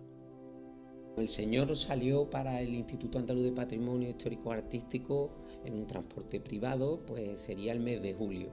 Esto estamos hablando de diciembre, fíjate lo que duró la restauración, porque después duró también unos meses, creo que no volvió a la hermandad hasta febrero o por ahí. Lo del médico fue muy curioso, es que yo me encontré en las dependencias de la hermandad a Fali.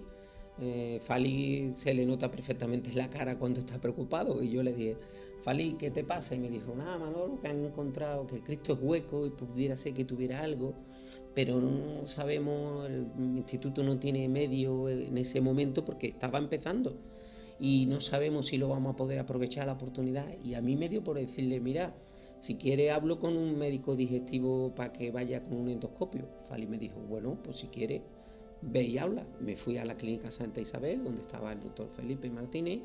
Me recibió amabilísimamente y le dije: mire usted, tenemos un paciente muy especial. Le conté la historia y él desde el primer momento no dudó. Luego el día en sí quedamos, lo recogí porque él estaba en un congreso nacional de digestivo, creo que era, que se estaba celebrando en Sevilla. Yo fui a la puerta del hotel, lo recogí, lo monté en mi coche, sufrimos muchísimo porque había un atasco impresionante, no llegábamos a la hora, pero al final mereció todo la pena. El pergamino que hoy vemos apareció el sábado siguiente a la primera visita, cuando se regresó al instituto con el aparataje. El pergamino se quedó dentro del Señor para siempre, en sus entrañas, pero la hermandad guarda en la sacristía con orgullo esta copia extraída de una foto que hizo la cámara que hoy estamos conociendo.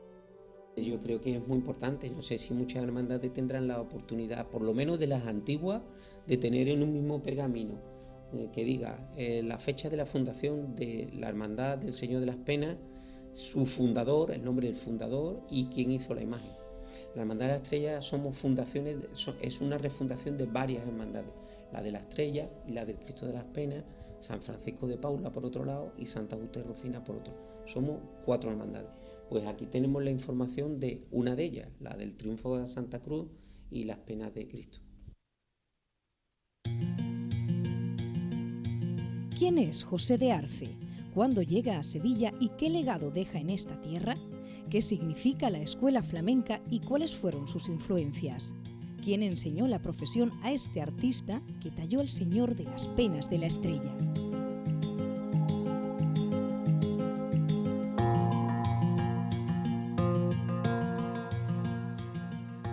José de Arce viene al mundo en Flandes sobre 1600 y con apenas la treintena llega a tierras españolas y algo más tarde a Sevilla.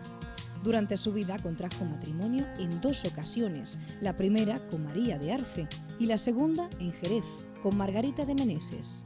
Escultor barroco flamenco, bebe de las fuentes de Bernini o Rubens. Su huella va a ser profunda. Discípulo suyo fue Andrés Cansino, por lo que la línea de Ruiz Gijón viene de su mano y explica muchas obras que llegaron después. Arce coincidió con Martínez Montañés y hay autores que sostienen que su relación artística fue de un importante respeto y admiración mutuos. Talló al Señor de las Penas en 1655 y falleció 11 años más tarde. Antes de marcharse de este mundo, este artista flamenco dejó un testimonio artístico de inabarcables consecuencias. Él es un gran escultor, un escultor que se atreve con la piedra. Las gradas altas que vemos de la tribuna alta del Sagrario, esas 8 grandes esculturas en piedra, que son extraordinarias y monumentales y que tienen una visión nefasta. Si estuvieran a pie de calle serían unos Bernini sevillanos, ¿no? Entonces eso lo hace Arce, eso no lo hacían los escultores de su época como él. Entonces esa teatralidad, ese movimiento, esa manera de expresar las cosas, esa manera de dar el detalle con color y no todo forma, como por ejemplo hacía Montañés y todos los anteriores. Eso es lo que después hace Roldán, lo que después hace Cansino, lo que después hace todos los escultores que vienen detrás, de alguna manera. Entonces representa una revolución tremenda en toda la última mitad en la última mitad del 17, y que influye tanto que llega hasta la última primera parte y primera mitad del 18. Taller del profesor Juan Manuel Miñarro en la calle Viriato de Sevilla. Analizamos la obra de Arce y la fuente en la que bebe, la influencia que llega al corazón del autor que talla, sentado en la piedra, aguardando el momento de morir en la cruz, al señor titular de la Hermandad de la Estrella. Él llega a Sevilla en el 1636, un hombre joven, un hombre que me imagino que el idioma no lo dominaría, que él pues castellaniza su nombre al casarse con María de Arce cuando llega aquí a Sevilla, y bueno, y de alguna manera pues el año 1655 ya tenía una trayectoria. Él muere en 1666, que muere relativamente joven también. Eso es otra consecuencia de que después Roldán de alguna manera se quedara con todo lo que había hecho Arce, igual que le pasó a Mesa, ¿no? Que muere muy joven, el maestro le vive muchos años, pero fíjate que Arce influye hasta en la obra de Montañés. O sea, que el mismo Montañés es modificado en algunos aspectos en su obra ya de las postrimerías por las cosas que hace Arce. Entonces, cuando hace el Cristo de las Penas, tuvo que ser una revolución en su momento, porque no había nada tan simple como eso. Si nos fijamos en el Cristo de las Penas, los paños son grandes planos. Si nos fijamos en el cabello, es pictórico prácticamente. Si nos fijamos en la anatomía, no hay ninguna estridencia anatómica. Las formas son naturalistas, suavizadas. Sin embargo, el drama del movimiento de esa imagen, con tan poco movimiento, porque fijaros que es una imagen relativamente, se puede decir, sencilla, en el aspecto de que una imagen, la figura sedente es una figura que está en reposo, ¿no? Porque cuando nos sentamos nos quedamos en reposo. Y tendría que haber un movimiento de ruptura muy grande, que eso te lo permite la posibilidad cuando estás de pie, cuando es una figura que está moviéndose, cuando estás erguido, cuando tienes un paso adelantado, cuando tienes una zancada. Con eso expresas más. Todo lo que expresa ese Cristo solamente con la posición de la cabeza y la posición de los brazos. Es impresionante todo lo que expresa. Y solamente lo hace con la parte superior del cuerpo. Las piernas están estáticas, pero nadie se fija en las piernas de ese Cristo. Entonces, eso es lo que hace Arce. Y eso tuvo que tener una influencia tremenda, tuvo que ser un espectáculo. Entramos en el escenario artístico de la obra y su entorno. Barroco, escuela flamenca, Arce y Montañés, influencias y condiciones. ¿Por qué hubo autores que sostuvieron antes de este hallazgo de 1996 que el Señor de las Penas era de Pedro Roldán o de Jerónimo Hernández? Él muere relativamente joven y entonces los otros siguen trabajando, siguen de alguna manera influenciados por lo que él había hecho aquí, por lo que significó la ruptura de Arce en Sevilla, y claro, y él pues se queda a medio camino. Como quien dice, los demás siguen trabajando y la gente se olvida de Arce. Y entonces todo lo que había hecho él, aparte de que también tiene la mala suerte de que mucha de la obra de Arce se pierde, la hemos perdido en la guerra civil, se perdieron muchísimas piezas, en la guerra con los franceses exactamente igual, o sea que de alguna manera también tiene esa mala suerte. Después hace muchas imágenes de retablo, que también son retablos que se hacen como en esa especie de comisión de factoría, de imaginería que se hacía en la época, con lo cual se queda eclipsado un poquito su propia personalidad. Le faltó a lo mejor la valentía de decir, no acepto este tipo de disciplina. Yo monto mi taller y yo no trabajo en obras que sean factorías de imaginería. Y las factorías de imaginería existían porque si no los grandes retablos que se hacen en toda esa época no se habrían hecho. La primera colaboración que tiene en Sevilla a nivel de retablo es con el retablo de San Juan Evangelista, de Santa Paula, ¿no? Y entonces que ya lo hace con escultores que estaban trabajando. Y entonces, claro, tiene esa mala suerte, el morir relativamente joven, el que después Roldán tuvo una fama arrolladora, que lógicamente pues se lo lleva todo prácticamente, y Jerónimo Hernández exactamente igual, ¿no? Pero Roldán mucho más todavía. Y claro, cuando vemos los Cristos cuando vemos las obras de Roldán y analizamos la obra de Roldán y la comparamos con la de Arce, vemos que sí que se parecen. Efectivamente, el Cristo de Montesión se parece muchísimo al Cristo de la Estrella, siempre se han parecido muchísimo. Y cuando se ponía una cabeza al lado de la otra y se veía esa síntesis de pelo y todo eso, aunque hay que tener en cuenta que el de Montesión era de pelo natural, ¿eh? Lo que vemos es una composición de pelos totalmente diferente que no tiene nada que ver con la mano de Jerónimo Hernández ni con la mano de Roldán, pero que se llevaba mucho también en ese momento el postizo, ¿no? Pero cuando nos fijamos en el rostro, esa síntesis en la barba, en el cabello, la forma de hacer, la forma de policromar, ¿no? Pues claro, pues nos lo recuerda muchísimo, ¿no? Es normal que pase lo que pasó.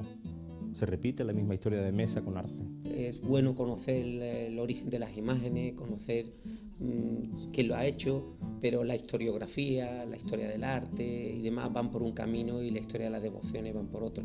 Y nada más que tenemos que pensar que hoy en día hay imágenes con 40 años que tienen una devoción enorme. Visualicemos una línea de influencia histórica artística y analicemos la relevancia de Arce. Atención, José de Arce y su maestro, José de Arce y su discípulo, el artista flamenco, y una línea que explica, por ejemplo, la existencia de una obra sublime como El Cachorro. Sin José de Arce no existiría El Cachorro, por ejemplo, ¿no? Bueno, y resulta que, claro, él llega y lo que hay en Sevilla, pues las consecuencias del primer realismo del siglo del XVII, la serenidad manierista de Montañés y de sus discípulos, eso es lo que hay, pero ya no vive Juan de Mesa. Está la gracilidad de Alonso Cano, Felipe de Riva, y entonces cuando llega Arce, con ese rompimiento tremendo escenográfico, movimiento helicoidal, la teatralidad, la expresión, la visualización de la obra a través de un discurso totalmente distinto a los discursos de Montañés, fue muy rompiente. Lo que pasa es que quizá le faltó la valentía para poder haber roto con todos esos esquemas, y lógicamente siguió trabajando pues como se hacía en esa época. En esa época se hacían muchos retablos y los retablos se hacían en colaboración, maestro, discípulo y otros artistas. Y eso diluía mucho la figura de José de Arce, y yo creo que la diluyó también.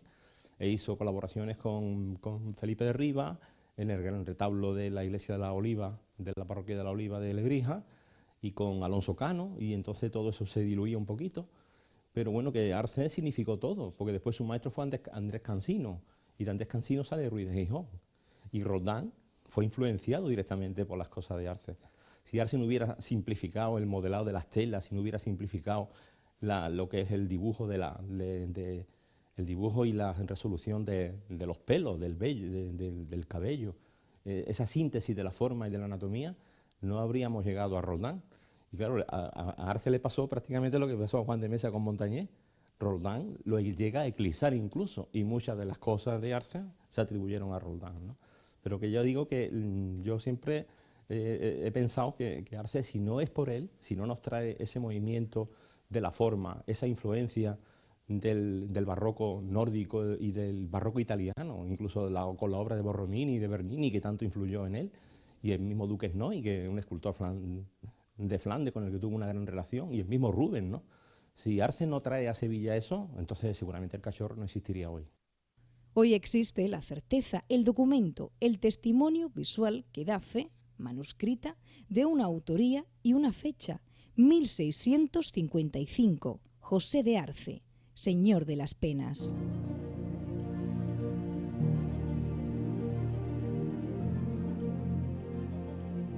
La Hermandad de la Estrella nos presenta a Jesús sentado en la peña, aguardando la muerte en la cruz de la salvación. Está orando, en conexión con el Altísimo, paciente. Es una pieza, sin duda, única y trascendente, pero aquel día de diciembre de 1996 era el Señor también un paciente. Trato de separar nítidamente lo que es la idea de Jesucristo, de la imagen de Jesucristo, ¿no? O sea, sí que procuramos muy claramente no tener ídolos, ¿no? En ese sentido, ídolos de madera, ¿no? Pero es una representación de Jesucristo, y en ese sentido nos marca un respeto importante, ¿no? No es la idea de la Eucaristía, pero sin lugar a dudas un poco el respeto que puedes tener a una fotografía de un familiar tuyo, de tu padre, de un hijo, de un tal, pues lo tratas con respeto, ¿no? Un poco esa sensación sí que supone, ¿no? Pero no entro en la adoración a la imagen. La Hermandad de la Estrella siempre se ha pensado que es una hermandad de virgen, porque de una devoción, la Virgen de la Estrella tiene una devoción que arrastra. Sin embargo, la del Señor de las Penas ha ido cimentándose poco a poco con el espacio del tiempo, y bueno, pues actualmente yo puedo decir que, por ejemplo, en la cofradía, que cuando hace ya años la Virgen llevaba 11 tramos y el Señor de las Penas llevaba 4, luego pasó a llevar 5, luego 6, actualmente lleva ya 8 tramos, pero es que en lo que son número de nazarenos ya las dos cofradías están muy parejas. La devoción al Señor de las Penas es muy importante. Creo que eso es uno de los recursos que utiliza Arce muy bien, ¿no? Es el discurso de la teatral, de la expresión y del movimiento, y por ejemplo se ve muy bien reflejado en ese movimiento contrapuesto de la cara girando a la izquierda, las manos hacia la derecha y esa manera de apretar las manos, de abrir los codos, que concentra toda la expresión en el cuarto superior, ¿no? Y ahí vemos pues ese gesto tremendo de drama que significa ese momento de uno de las últimas oraciones que a lo mejor Jesús dice antes de la crucifixión, ¿no? Está todo expresado ahí. Y una imagen que no tiene conexión con el pueblo directamente, no la tiene porque mira hacia arriba, mira hacia el Padre, pero sin embargo todo eso está de alguna manera transmitiéndolo, lo transmite hacia la gente y tiene un diálogo con la gente que es un diálogo curioso, ¿no? Porque normalmente una imagen que mira hacia el público siempre parece como que es más natural que se produzca el proceso de empatía entre la escultura y el espectador. Sin embargo, aquí se produce ese proceso de empatía a pesar de que la mirada no va dirigida al público. Sucede exactamente igual que con el cachorro, ¿no? Yo creo que aquí es un poco eso. A mí siempre me lo parecía. Yo siempre decía, si este Cristo tuviera los ojos como la cascarilla pintada, como el cachorro, sería muy igual a él. Pero claro, eso lo decía yo hace muchísimos años, incluso estando estudiando ya en la escuela, ¿no? Después, pues, no sé, por eso a mí me sorprendió cuando en el 96 se encuentra el documento y se dice que es José de Arce, que yo hasta ese momento a José de Arce no le había hecho ninguna cuenta y a partir de ese momento empecé a echarle mucha cuenta. Yo actúo como técnico, ¿verdad? Un humilde técnico que se mete en estas labores y que aprovecha pues todo el invento. Al fin y al cabo todas las cosas son colectivas, ¿no? Todo el desarrollo tecnológico de los ingenieros y de todo que han puesto en nuestras manos este utillaje para poder acercarnos a descubrir cosas, ¿no? Hoy día la endoscopia se usa ya para todo, ¿no? Lo que sé, por ejemplo, que lo usan mucho en aviación, para estudiar las pequeñas averías de los aviones y tal, se usan endoscopios y se van viendo sin necesidad de desmontar a lo mejor determinadas zonas, ¿no? O lo usan incluso, yo sé que los fontaneros, con los que compartimos casi todo, sí que lo emplean también para ver si tienen obstrucciones o fugas o lo que sea, ¿no? Nosotros, al fin y al cabo, nos metemos en el tubo digestivo, el tracto digestivo, y hoy día, desde la boca hasta el ano, lo vemos todo y nos metemos por el hígado, por el páncreas, por todo lo que es un conducto, incluso sin conducto, porque ya salimos de la cavidad y nos metemos a ver la cavidad abdominal entrando por el tracto digestivo. O sea que en ese sentido se sigue avanzando. Señor de las Penas se le tiene devoción si lo hubiera hecho José de Arce o cualquier escultor, es lo de menos. Pero sí que es muy importante saber quién lo hizo y cuándo, porque posteriormente se celebró el 375 aniversario de la imagen, que no lo podríamos haber hecho antes porque no teníamos conocimiento de la fecha de ejecución. Cristo de las Penas no necesita que lo hiciera un magnífico escultor, pero fue importante para la vida de la hermandad del momento. ¿Conocemos más casos de imágenes sevillanas en cuyo interior haya aparecido el documento de su autor? ¿Cuáles son? ¿Todos aparecieron en restauraciones o hubo también casos fortuitos? El caso del Cristo de la Buena Muerte, que sabemos que se encuentra un documento debajo de la lengua en el que pone que lo hizo Juan de Mesa en el año 1620. Me hizo Juan de Mesa 1620. El Cristo del Calvario, pues también tenía un documento dentro cuando lo restaura Carrera, Rivero Carrera, y también se encuentra el documento de Andrés de Ocampo, ¿no? ¿Por qué pone dentro un autor el pergamino? ¿Qué explica que no lo deje firmado a la vista, por fuera, en la piel de la imagen? El poco afán de protagonismo que tenía. Entonces te cuenta que muy difícilmente encontramos en escultores antiguos la firma externa de lo que hacen. Lo hacen dentro, ¿eh?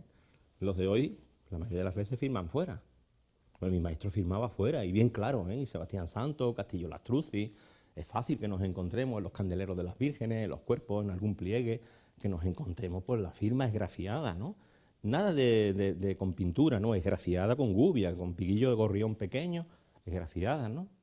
Y entonces eso, bueno, pues lo agradecen a lo mejor los historiadores, ¿no? Pues mira, pues esto está firmado, ¿no? Pero bueno, que la historiografía no se hace solamente con lo que firma un autor fuera de la obra para que se sepa que es suya. Para empezar, que los de esa época no tenían ningún interés en eso, no tenían esa especie de afán de notoriedad que se puede tener hoy, ¿no? Para nada, pasaban por la vida con toda la humildad del mundo. 22 años, más de 2 décadas, la cinta VHS, que conserva la actuación, ha desvelado su contenido. paso a paso, plano a plano. Lo hemos vivido con el doctor Felipe Martínez en su consulta. Queríamos que volviera a sentirlo, a verlo, pero con nosotros delante.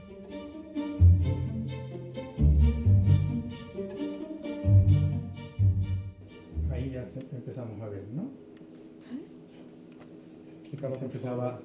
Ahí empezabas a poder ver algo. Ah, verdad, letras mayúsculas, ¿no? Letras mayúsculas, exactamente, además pegadas y tal. Las mayúsculas. Tuvimos mucho tiempo, ¿eh? Vamos, tardamos muchísimo más que en cualquier paciente, ¿eh? Fíjate, en la ciudad de Sevilla, ves que la lectura es complicada. Pues no solamente la letra, sino el texto. Y además busca la postura porque estaba hueca la piedra, ¿no? Exactamente, no tienes apoyo. No es cuando nosotros trabajamos, tú tienes un tubo y tú estás apoyándote en un lado o en otro y puedes manejarte, ¿no? Pero aquí ni conocíamos exactamente el modo y además estábamos en una postura la que teníamos, ¿no?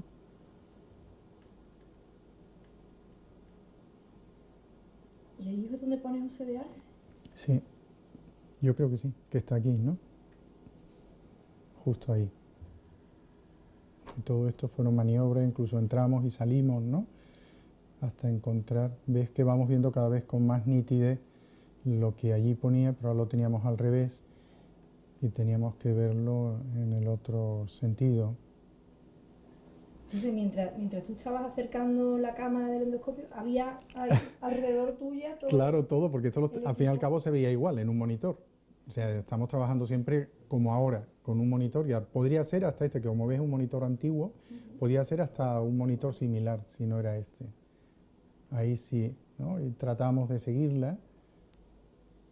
las líneas para ver qué ponía exactamente. Según nos decían los hermanos Cruzolí, era habitual que los imagineros dejaran alguna señal de que eran los que lo habían hecho, ¿no?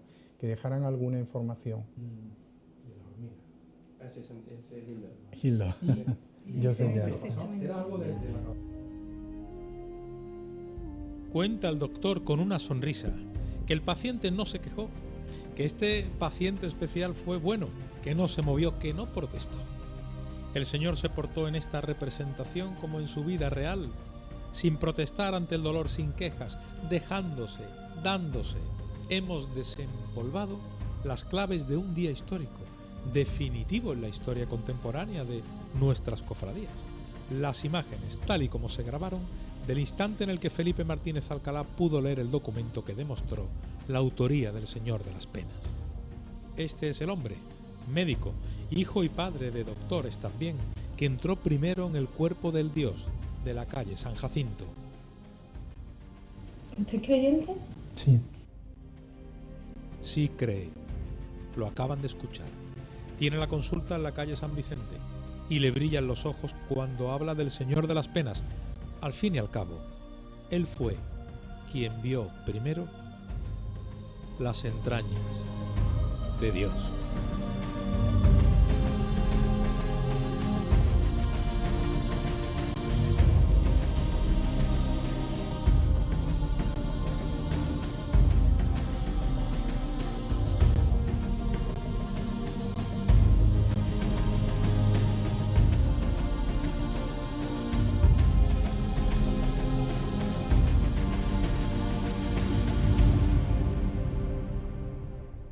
Año de 1655, gobernando la silla apostólica nuestro muy santo padre Alejandro VII de este nombre y asimismo reinando en España nuestro católico monarca Filipo IV de este nombre, hizo este Santísimo Cristo de las Penas Joseph de Arce, de nación flamenco, para una cofradía del título de las Penas de Cristo nuestro Señor y Triunfo de la Cruz, que la fundó en Triana Diego Granado y Mosquera el año de 1644.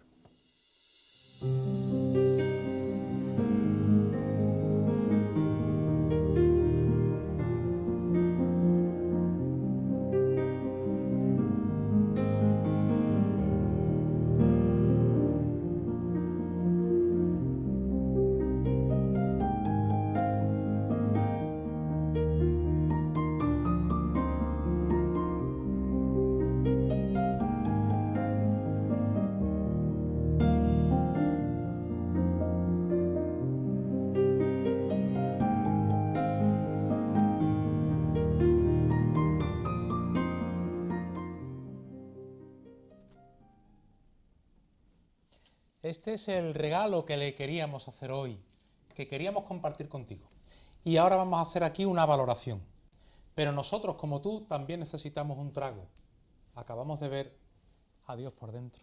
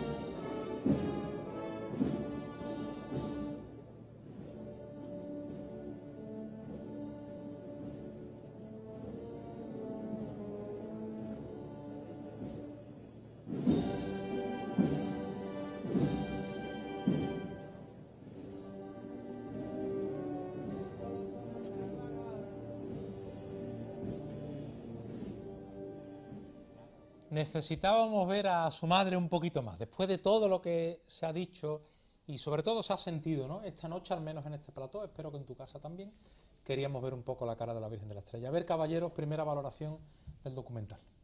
Bueno, un documental excelente.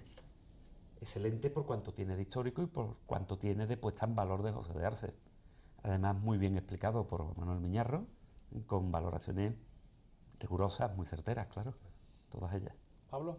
Pues refrendo lo que dice Andrés. Yo creo que es un documental que, como antes decíamos, antes de que comenzara, pues viene a poner en valor la figura de José de Arce, dándole pues un protagonismo capital, que es el que debe tener uno de los introductores del barroco y la imaginería procesional sevillana, ¿no? Me llama la atención, Víctor, que estaba viendo que la fecha de la endoscopia es del 21 de diciembre de 1996, con lo cual fíjate que casi qué regalo de Reyes adelantados para la Hermandad de la Estrella y por supuesto para la historiografía, ¿no? ¿Verdad? Por cierto, se da la circunstancia, es el año 55, hoy, precisamente hoy, cumple 55 años el hermano mayor de la Estrella, que sale en el documental. Vamos a leer algún tuit y le voy a preguntar a los especialistas ahora si a José de Arce se le ha reconocido ya, sí o no, el mérito que tenga. Se lo voy a preguntar a ellos que lo saben. A ver, Ana. Pues después de ver el reportaje del Señor de las Penas, nos comentan en redes sociales, @lapasióncetúa, #SSanta el correo, por ejemplo, nos dice Virginia Gaona, qué reportaje más bonito, las entrañas del Señor de las Penas. Nos dice Álvaro Muñoz, emocionantísimo reportaje sobre la autoría del Santísimo Cristo de las Penas de la Estrella. Para algunos hermanos como yo, que éramos demasiado pequeños como para recordarlo, nos habéis trasladado a la emoción y los sentimientos de aquel momento. Gracias. Luis Raya nos dice, con el pellizco en el estómago de principio a fin, un reportaje para soñar esta noche con él. María nos dice, se me ha parado el tiempo y me habéis llenado las entrañas de emociones. Gracias, porque no se puede decir nada más. Escultor Tejera también nos dice, precioso reportaje del Señor de las Penas, con el respeto y cariño que siempre le ponéis a todo. Bien, tengo que darte una buena noticia, si es que te gustó o tenías especial ilusión o intención en que alguien lo viera. Ya está colgado en nuestro canal de YouTube el reportaje Las entrañas de Dios, ¿no, Ana? Ya puedo entrar y buscarlo. Ya se puede entrar en YouTube, en el canal del Correo Televisión, el Correo Andalucía Televisión, y pueden volver a ver este reportaje, este documental de Las entrañas de Dios. Caballeros, ¿se le ha reconocido a José de Arce lo que de mérito tenga? Bueno, se está empezando a reconocer. ¿Sí? Sí, a ver, si atendemos a opiniones en manuales específicos de arte y tal, José de Arce ha tenido muy poquito espacio, pero porque se conocía bastante mal. O sea, no había identificadas obras, no había un perfil morfológico establecido. Ahora hablamos de esto, qué quiere decir un perfil morfológico, porque es lo mismo el parecido físico, que es lo que llevó a la confusión en las atribuciones, que la identificación por rasgos específicos plásticos, que eso son personales del modo de trabajar de cada artista. De la técnica, digamos. De la técnica, claro. Entonces, se va conociendo poquito a poco. En la medida que se va conociendo, pues se va valorando de otra manera. Pero ya en esos manuales tenía un sitio. A ver, yo lo veía algo así como una especie de injerto en lo montañesino para llegar a otra cosa que sería lo roldanesco. Lo estoy simplificando mucho, como yo lo percibía en los manuales antiguos. Andrés, perdóname, y ahora sí que tenemos nosotros una inquietud, que es muy simple, partida a ser simple, para nosotros no. Arce, ¿por qué viene a Sevilla desde Flandes? Quiero decir, ¿él ya sabe que para ser bueno o muy bueno hay que venir aquí a ver algo? Porque sabe que aquí hay grandes maestros, ¿por qué viene? ¿O es accidental su llegada a Sevilla como artista? Yo no sé por qué viene, no lo sabemos. Tenemos poco documentado de su vida y de su... Sí, pero ¿podía él saber que para ser grande tenía que venir aquí? ¿O no era la información tanta en ese momento? Es que para ser grande no hay por qué venir a Sevilla. Está Roma, está Florencia, ahí hay grandes centros en el mundo. Desde luego uno de ellos es Sevilla. Pero elige Sevilla. Claro, pero uno de ellos es Sevilla, está claro. Y además Sevilla con una gran clientela. Desde que se dio cuenta Vázquez el Viejo, en el segundo tercio del siglo XVI, que esto era un mercado enorme y que no había talleres aquí, pues evidentemente los escultores van a venir de fuera. Viene Andrés Docampo, viene Francisco Docampo, Juan de Mesa, Martínez Montañés antes, sí, vienen los Oviedos de Oviedo, o sea, vienen todos de fuera. Luego, Sevilla es un gran mercado, y José de Arce eso sí lo puede saber. Un gran mercado donde además ya en los años 30 hay una tradición, porque han pasado varias generaciones. O sea, viene primero Villoldo y Vázquez, después la segunda generación vasqueña, con Jerónimo Hernández, Juan de Oviedo, después la tercera, con Andrés Docampo, pero que va a derivar con Martínez Montañés en una escuela propia. Y a partir de aquí, fijaros bien, porque en la dimensión estética de Martínez Montañés, que es la de Rivera y la de Velázquez, no olvidemos esto, porque eso nos pone en primer lugar del mundo. Rivera y Velázquez, los pintores, estamos hablando. Claro, y después Zurbarán. Claro. O sea, estamos hablando de unos niveles que en ese momento tantos artistas tan excelentes en el mismo sitio no lo hay ni en Florencia ni en Roma. Sí, en Roma está Bernini, que está por encima de todo, pero la gran cantidad de grandes artistas, y ojo, y es que inmediatamente después viene Juan de Mesa, Alonso Cano, que nunca lo citamos, y Alonso Cano es fundamental en el arte español moderno. ¿Trabajó en varios retablos Andrés Alonso Cano con Arce? ¿Puede ser? Antes ha citado un retablo que es complicado, que es el del Bautista del convento Santa Paula. Complicado porque la documentación, y está muy documentado, es de Felipe de Rivas, todo íntegro. ¿Felipe de Rivas, el mismo del Cristo de la Divina Misericordia? Sí. De las 7 palabras. Sí. Sin embargo, Arce viene aquí... Discípulo de Mesa, ¿no? Discípulo de Mesa, pero Arce viene aquí y no puede abrir taller propio. Entonces va a trabajar en el taller de Felipe de Rivas, que hace ese retablo. Entonces se había dicho que el movimiento de los ángeles que sostienen la cabeza y las dos figuras del ático, de las calles laterales del ático, no podían ser de Felipe de Rivas de ninguna manera. Sí el relieve, porque era muy montañesino, y Felipe Rivas es muy montañesino. Pero las otras figuras no, porque no tienen nada que ver con Montañés. Pero claro, está documentado como de Felipe de Rivas. Entonces esto genera problemas. Si lo estudiamos morfológicamente, ahí hay dos manos. Entonces podría ser Arce perfectamente. Sin embargo, ha aparecido María Teresa de Abrios, aportó el diseño de ese grupo escultórico a lápiz, firmado por Felipe de Rivas. Con lo cual ese movimiento contrario de los dos ángeles no puede ser de Arce, es de Rivas. Pero claro, Arce está trabajando allí. Y del mismo modo que Felipe de Rivas tiene, por una parte, la impronta dominante, que es Martínez Montañés, por otra, la directa, que es su maestro, Juan de Mesa. Y se notan los dos en su obra, si tiene trabajando con él a un artista tan distinto y de tanta calidad y de tanto nivel como Arce, indudablemente le tiene que influenciar, le tiene que aportar, si no colaborar directamente con él. ¿Hay más imágenes en Sevilla que son de Arce o no? Hay atribuidas. Que puedan ser. Atribuidas. A ver, está atribuida el Cristo de San Bernardo, de la Salud San Bernardo, pero una atribución. La mantiene, por ejemplo, creo recordar, José Roda Peña, muy bien fundamentada, por cierto. También a Cansino, ¿no? Bueno, Cansino, Arce, esa línea, ¿no? Pero también hay otros autores, Bernal de Ballesteros lo relacionó con Pedro Rodán. Vale. Después está atribuido también por José Luis Romero Torres, el Nazareno de Santiponce. Tiene toda la grafía. ¿El que va al Vía Crucis Itálica? El que va al Vía Crucis Itálica. Maravilloso, maravilloso. Tiene toda la grafía, indudablemente, de José de Arce. Pero no olvidemos que está el Nazareno del Viso, que está documentado de Andrés Cansino, y que son análogos. Absolutamente. Por otra parte, lo que conocemos de Andrés Cansino, explico esto porque es muy complicado, ¿no? Lo que conocemos de Andrés Cansino es de un nivel técnico regular, bajito. Sin embargo, el Cristo del Viso está documentado y es excelente. Claro, todo esto complica, permite identificar manos dentro de los talleres. Hombre, es difícil. Por ejemplo, yo he opinado antes de esta ocasión que algunas de las obras documentadas de Francisco Dionisio de Rivas son de Pedro Roldán, aunque el contrato lo firme Francisco Dionisio de Rivas. Por ejemplo, el crucificado del ático de la iglesia de San Lorenzo, o las imágenes del retablo del convento de San Leandro, o las del convento de la Encarnación. Yo ahí veo toda la morfología de Pedro Roldán. Y es que Pedro Roldán durante 8 años trabaja en el taller de Francisco Dionisio. Sí, firma El jefe, digamos. el jefe, pero... el que contrata. Pero eso lo ha podido tallar perfectamente Pedro Roldán. Pues igual sucede con obras de Arce. Y una cosa muy importante que ha dicho Juan Manuel Miñarro, Martínez Montañés lo va a respetar.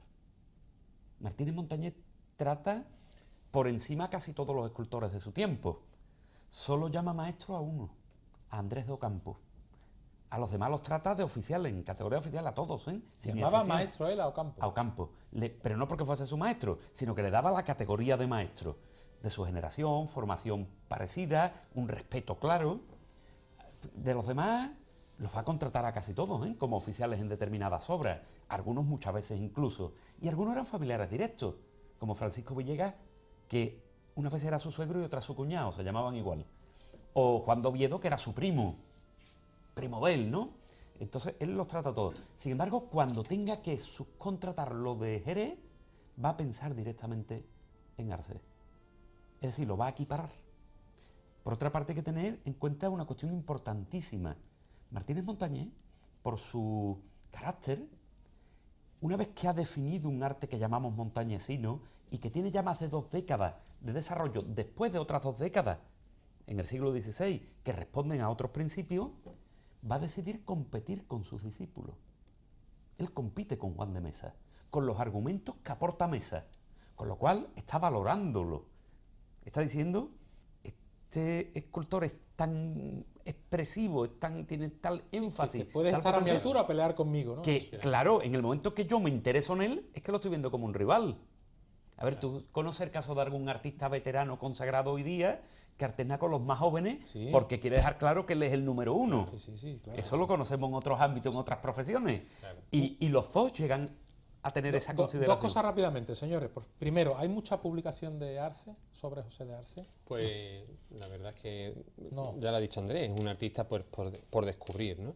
Lo que sí, yo quisiera poner un poco el acento en el tratamiento expresivo que da a las imágenes y sobre todo, me llama poderosamente la atención en el caso del Señor de las Penas, de la Hermandad de la Estrella, pues esa unción sagrada que tiene la imagen y que a mí me recuerda un poco, pues casi en esa meditación del sufrimiento, me recuerda un poco a esa famosa carta de San Pablo a los Corintios, que se lee tantos enlaces nuciales, donde dice que el amor por el que Jesús se va a entregar, pues precisamente es paciente, es comprensivo, todo lo disculpa, todo lo espera, todo lo cree, ¿no? Yo creo que hay un tratamiento bastante espiritual, unas obras de clara unción sagrada. Para ir acabando, Andrés, ¿hay documento que demuestre que el Cristo de Pasión es de Martínez Montañés? No, hay fuentes. No es lo mismo un documento que una fuente. Me explico. Este documento que se ha extraído copia del interior del Cristo es el medio que permite documentar la autoría de la imagen, porque es introducido por José de Arce en una operación complicada que el ensamblaje de una escultura tal y tal y tal. Es decir, lo documenta, pero no documenta el origen de la hermandad. Claro. Porque José de Arce no ha estado en el origen de la hermandad 200 años antes. Luego sería una fuente que recoge una noticia relativa a la fundación de la hermandad. Es decir, son 2 categorías distintas. A ver, un documento es tu DNI. No, pero José de Arce, al menos en ese papel, Andrés, habla de la fundación de esa hermandad 11 años atrás, si pudo verlo. 11 años, porque dice que la hermandad se funda en el 44 Sí. y él talla al Señor en el 55 Y él, para está esa. aquí, y él está aquí desde el 36. Para esa pero hermandad. no Es una deja de fuente ser, indirecta. pero no deja de ser una fuente, porque Indirecta, él no está en la fundación. Efectivamente, claro. Claro. Además dice el nombre de la persona Claro, que lo funda. a ver, mira, él me enseña a mí tu DNI. Eso es un documento. Claro. Él me dice que te ha visto aquí. Sí. Eso es una fuente. Claro. Aunque me lo diga por escrito. Perfecto. ¿Eh? Pregunta, Luego- profesor, ¿Juan de Mesa pudo tallar al Señor de Pasión, sí o no? En mi opinión, no. No tienen ninguna grafía de Juan de Mesa. Estamos hablando de rasgos morfológicos. Vale. Los rasgos morfológicos de Mesas son súper definidos, O sea, en el espacio temporal sí pudo hacerlo, pero pero no hay ningún rasgo morfológico de Juan de Mesa en la imagen. Sin embargo, están al 100% los de Martínez Montañés. ¿quién pudo tallar a la Virgen de la Victoria, profesor? Eso sí que no lo sé, pero es excelente.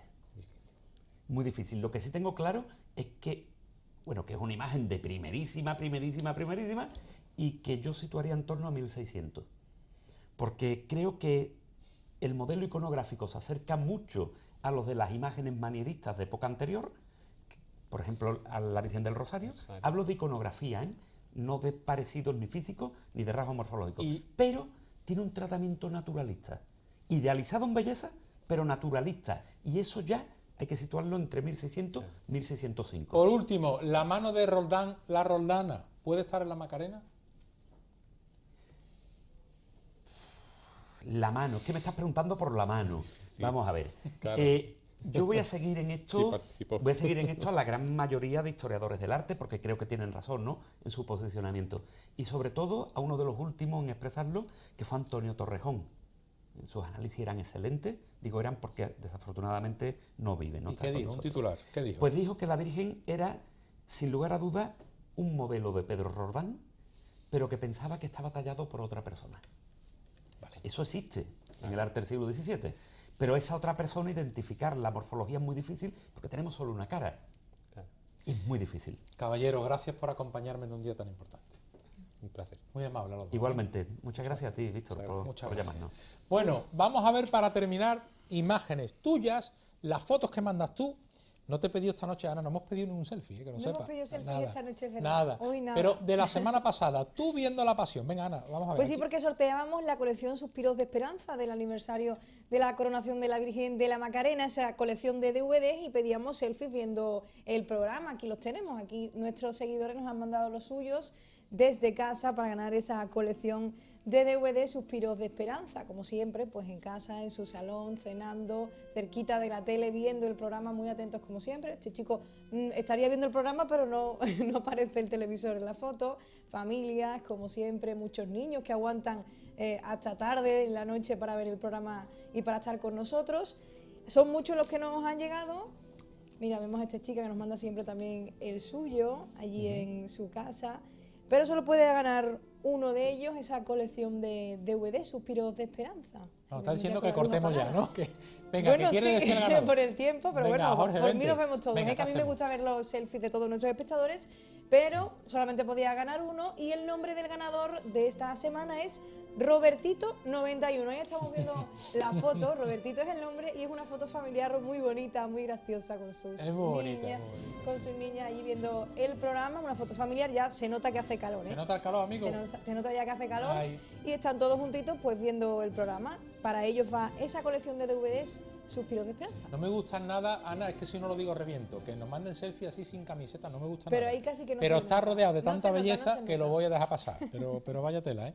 Bueno, antes de acabar, se repone al culto, con una misa además de Acción de Gracia el próximo sábado a las 8, la Virgen de Villa Diego, patrona de Peñaflor, que están de enhorabuena en este pueblo. Se repone al culto este fin de semana.